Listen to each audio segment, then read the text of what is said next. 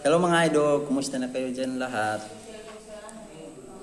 Sana okay kayo dyan mga idol. So ngayon yung pag-usapan natin mga idol tungkol sa mga pangarap. Minsan kasi, ang mga tao, lahat ng mga tao may pangarap yan mga idol. Tulad ko may pangarap din ako. Pero, ang pangarap, sabi nila, mahirap daw aabutin yung pangarap. Oo, mahirap yun, totoo yun, mahirap. Kasi ang pangarap mo, kahit pagsabihan mo yung mga kaibigan mo, kamag-anak mo, hindi nila susuportahan yun.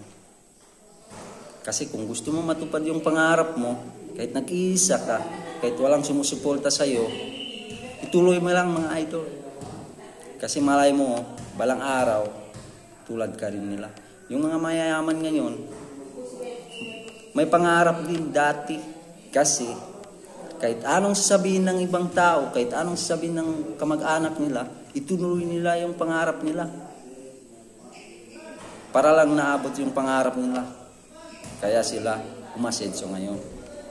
Kaya mga idol, sana kung may pangarap tayo, kahit nag-iisa tayo, kahit walang sumuporta sa atin, dapat ipaglaban natin. Kasi pangarap yun natin eh. Kasi yun minsan kaya hindi natupad yung pangarap natin dahil sa mga sinasabi ng ibang tao, nakinig tayo sa mga sasabihin nila. Pero yung sinasabi nila, yung nagsabi sa atin, wala silang pangarap. Kaya kung gusto mong matupad yung pangarap mo, labanan mo at huwag kang makinig sa iba. Dapat sarili mo lang mga idol.